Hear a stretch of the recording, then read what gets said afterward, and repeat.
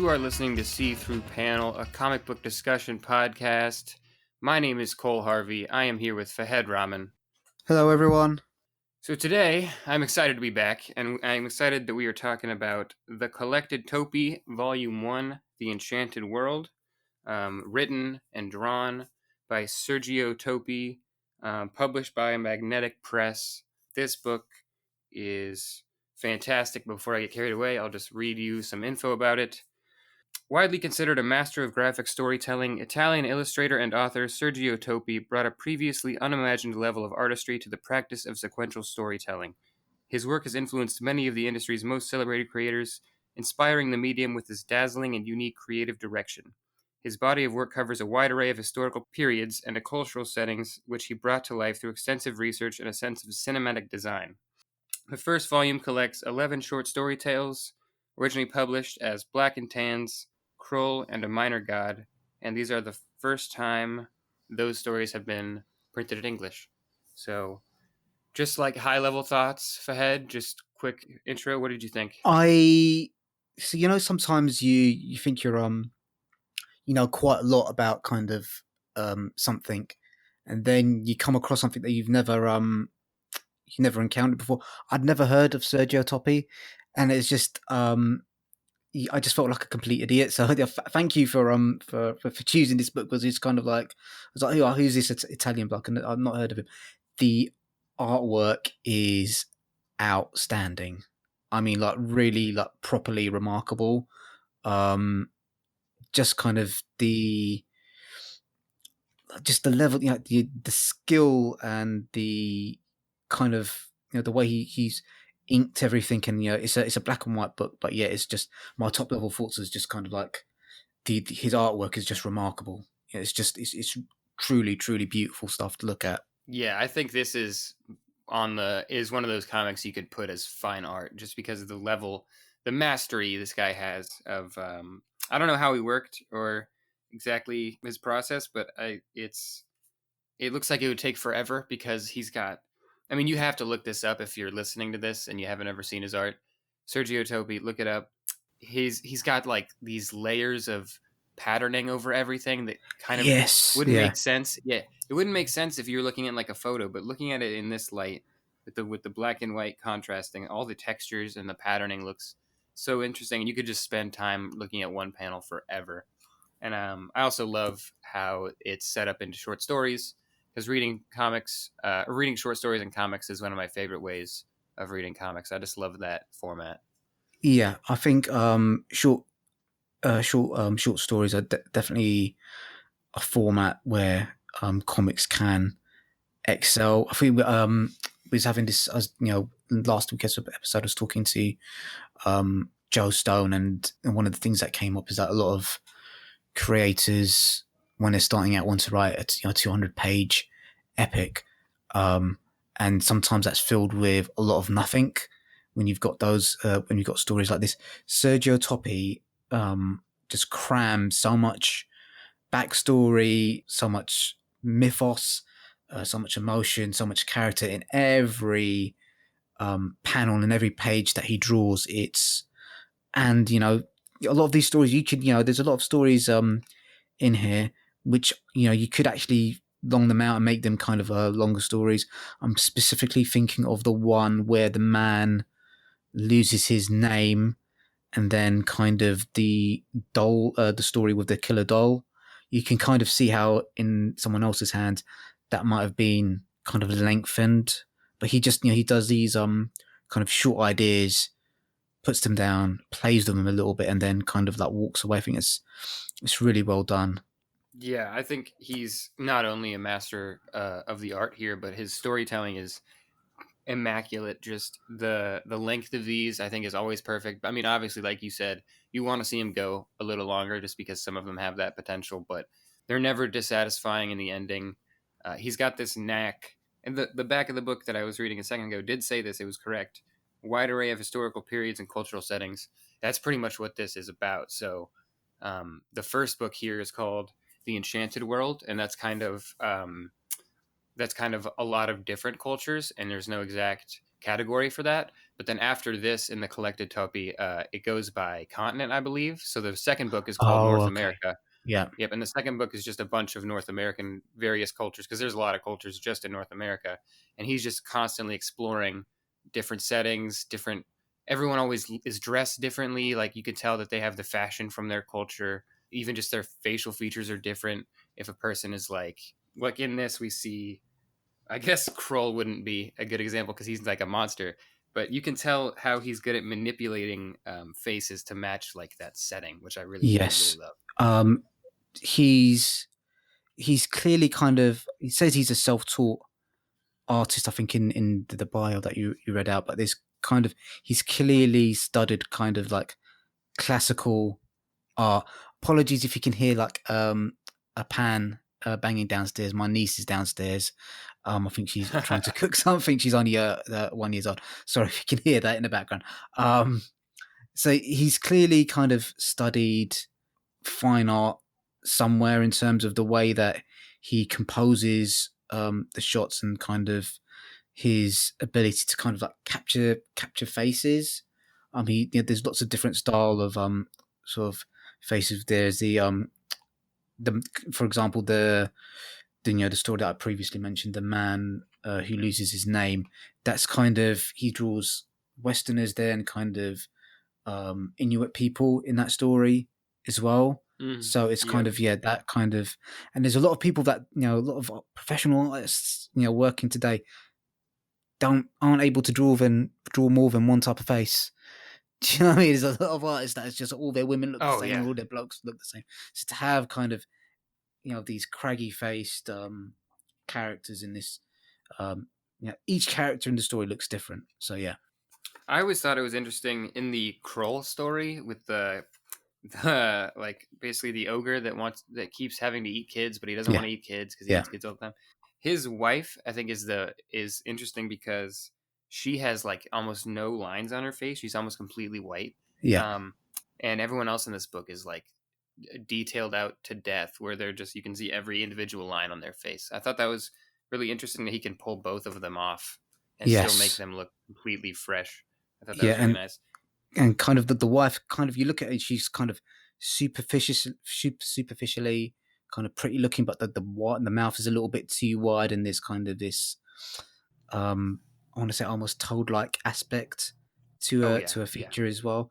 I think, it's the just looking at the Kroll story, one of the things that does run through the, so I think the theme of the book is kind of supernatural worlds or stories with kind of a supernatural hint Yeah, to like them. it's I almost think like that's, mythology, kind of. yeah. So one of the other things I found running through the book was this kind of subtle sort of wry humor in some of the stories, in terms of, the Kroll story. He's kind of, this put upon ogre that's kind of living this life that's not really to his suiting, and he kind of goes crying back home to mummy. um the next story is about the, would you call it, a hobgoblin, or like garden gnome who is Yeah, constantly wanting to be something else, and he goes on this long kind of rant about, if he is a human being, he'd be kind of like this dictator that'd end up killing like 1,000 people, and it's just kind of like, yeah, I found that quite humorous as well. So yeah. yeah. I thought that story was quite funny. It also, but then I can't tell if this the ending of that story with the little goblin is serious or not because they said that he then does become a horrible leader who then ends up killing a bunch of people and it's real. And I was like, oh man, that's a dark twist. Yeah. But I also love in that story. It looks like carvings. The Yes. drawings, yeah, that's beautiful. Yeah. So I found that a little bit ambiguous as well. So I wasn't too sure if he was turned into a real person, or if he'd been turned into a carving. So I found that a little bit strange. And some of the stories do have kind of ambiguous endings, which is fine when you've got, because I think that's kind of the beautiful thing about the short story format, is that you can kind of play with just an idea without having a firm idea of what the conclusion of the story is going to be. So the there's some that definitely have definitive conclusions. Like the Dollmaker story, kind of know what's going to happen to the Dollmaker at the end of the story.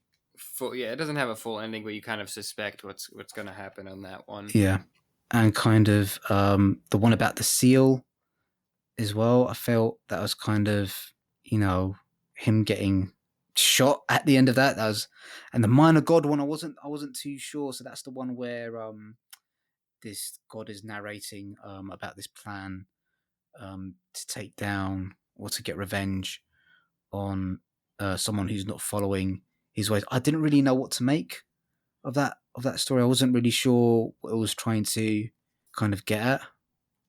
The final story? I think it's the minor god. I'm not too sure if that's the final story. Might be. Let me check. So that's the final story. Yeah. So I'm reading a digital version of this on Comixology, which kind of works fine. It's on Comixology.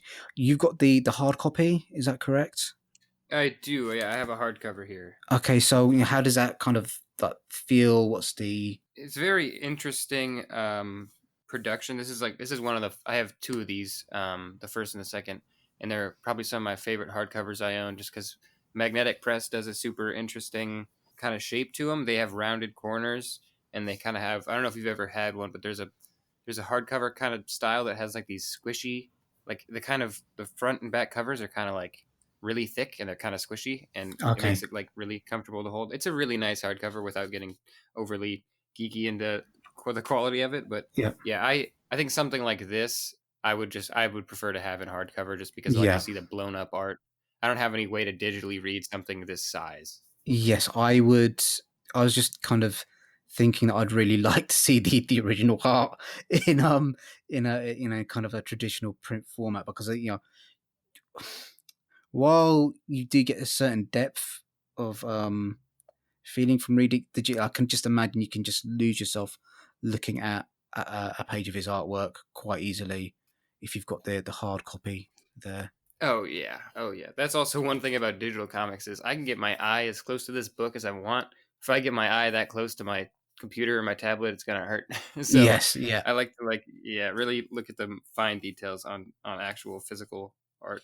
How did you come across the book? I wish I remembered. So I probably bought this first one close to a year ago. I think honestly, I was just looking for European comics, and I was like, I've never read an Italian comic, so I looked up Italian illustrators. I think is honestly how I found it.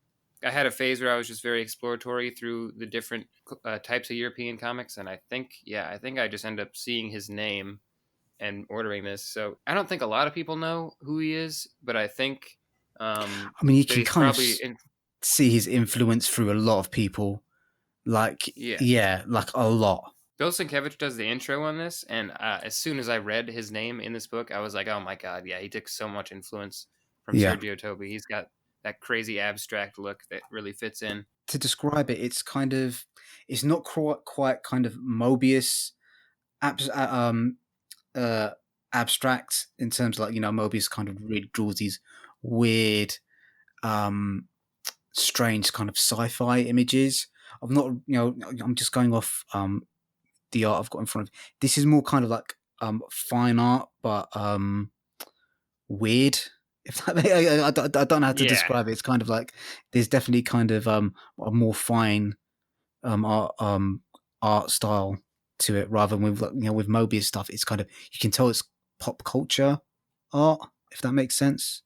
There's yeah. yeah, Mobius has those clean lines and those like bright colors, and then yeah. with this, you get the black and white, and it's lines all over the place, just patterning and shading all over the place. It's nowhere. Yeah, I agree with you. I'm just looking at, like, the clothing and the outfit in some of these panels, and it's really remarkable. Kind of how each story almost takes place in a different culture. You've got this guy wearing this hunting outfit, the soldiers' outfits in the black and Cullen or Black tans. and Tans? Yeah, the black and Yeah, tans is quite accurate. And then yeah, it's really, yeah, it's a beautiful, beautiful book, man. It really is. Yeah.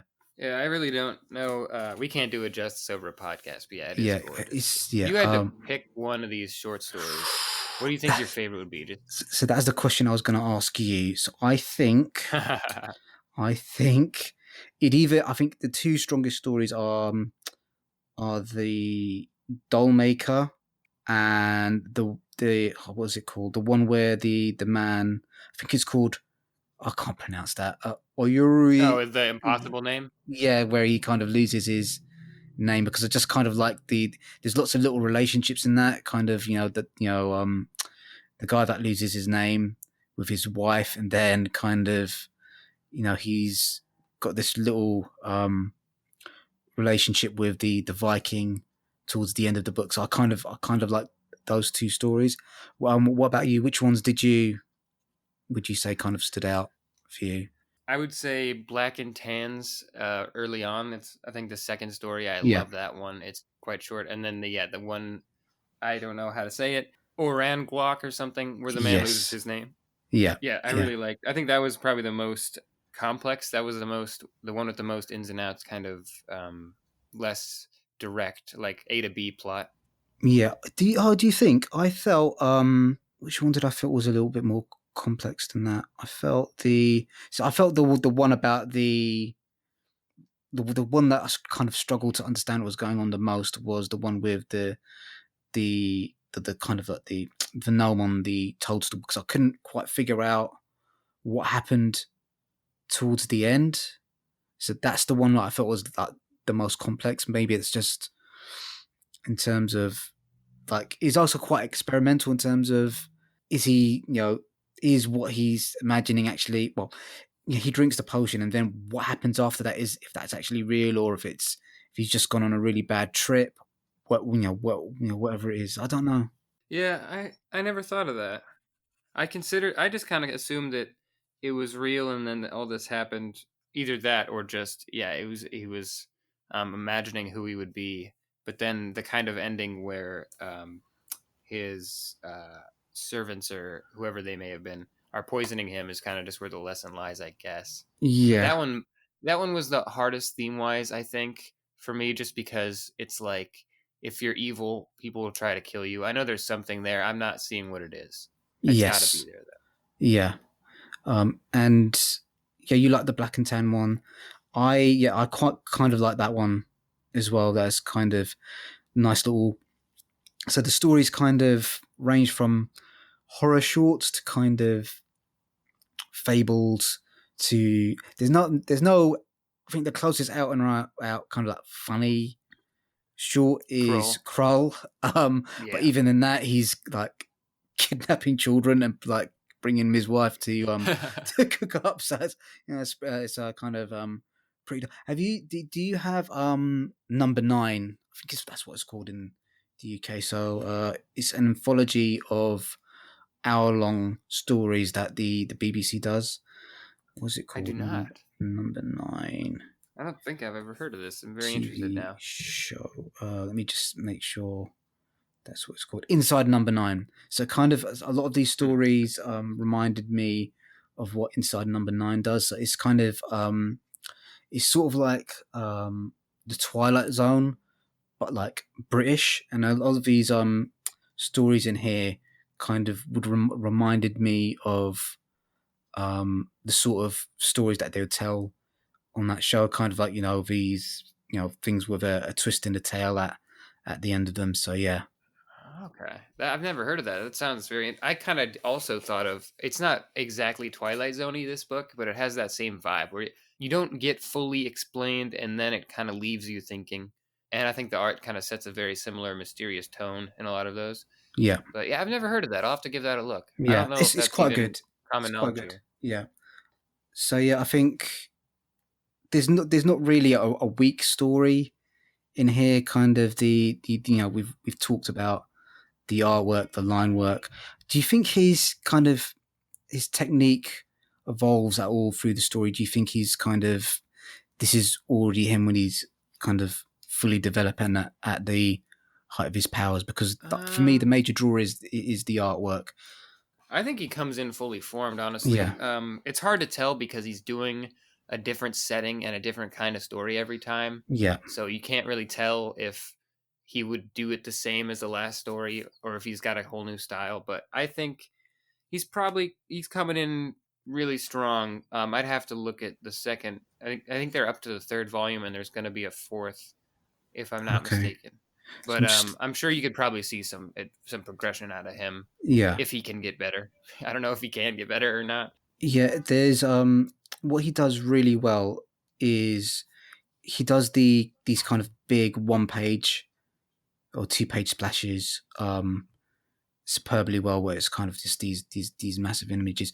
But his panel selection and the size of when he's kind of doing action sequences, for example, is Yeah, also really really intelligent. And it'd be interesting. The one thing I do have a question about is kind of the size of the speech bubbles as well, because a lot of dead um, space.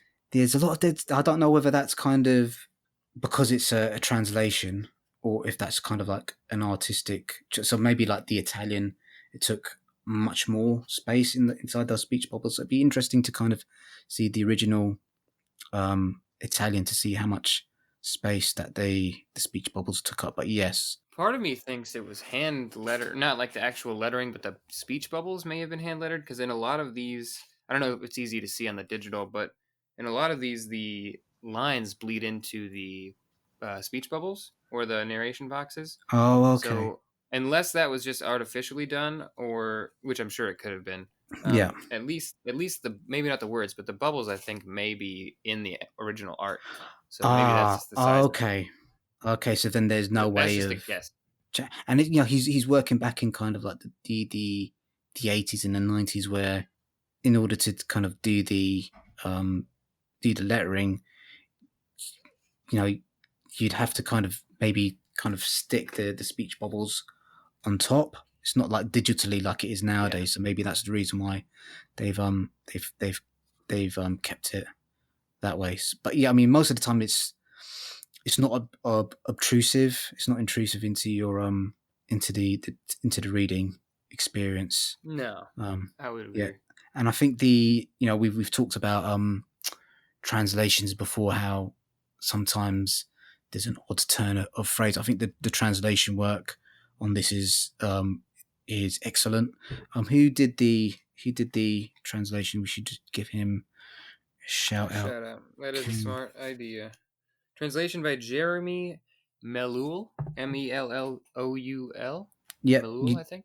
Jezza, you did a fantastic job there. So yeah, is there anything else much to kind of say about the books? I think we've kind of explored the artwork, which is beautiful. You kind of talked about how each like landscape, like he does landscapes so well.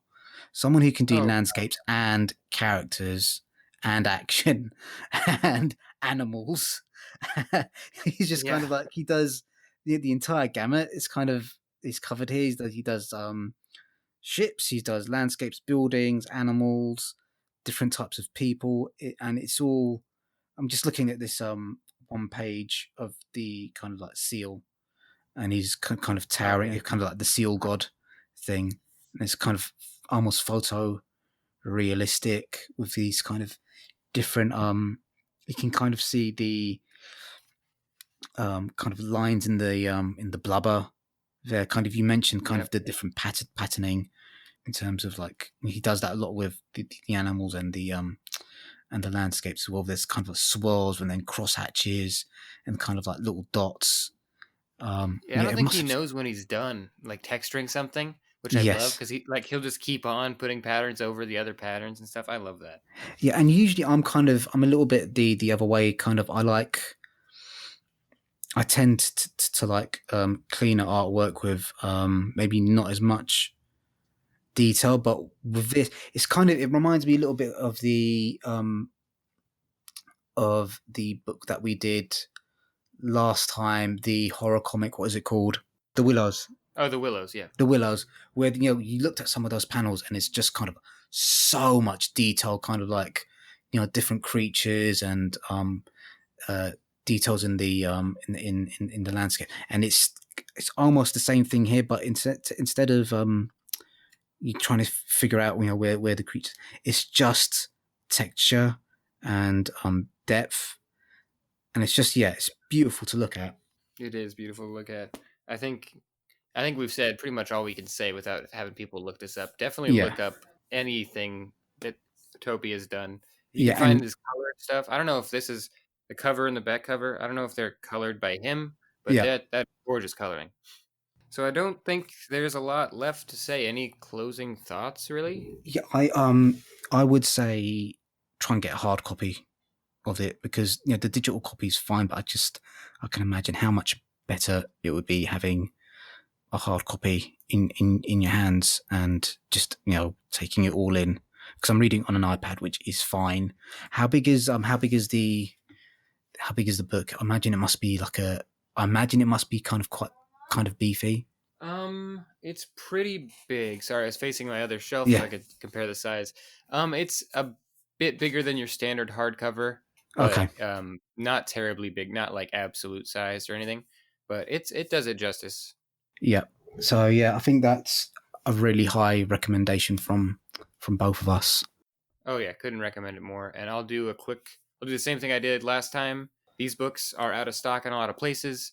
Go to the Magnetic Press website. That's the publisher. When I checked about a week and a half, 2 weeks ago, they had copies there for the standard price, $25. If that's where you want to find it, that's the easiest That's place. That's a really high recommendation.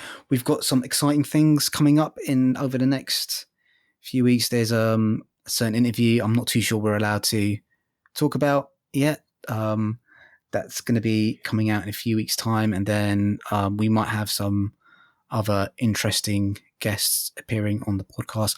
I haven't decided which book I'm going to recommend for us to do next week, so keep an eye out on our social media for that one as well. Guys, please contribute to our tip jar. Need money to buy these comic books These as beautiful well. books. Yeah. Also, we are now Amazon associates, so any link, I will be going through all the old links on both on YouTube and the podcast sites, and any link to the books that we have reviewed will be changed so that anytime you buy from those links, we will get a kickback from that. We're costing you nothing. That's just one other way to support the show, so I'm pretty excited about that. I'll start doing that with this episode. Go back, do it retroactively. So That's great. Guys, thank you very much. And please keep listening. We just want to keep the podcast going. Thanks, guys. oh yeah, thanks guys.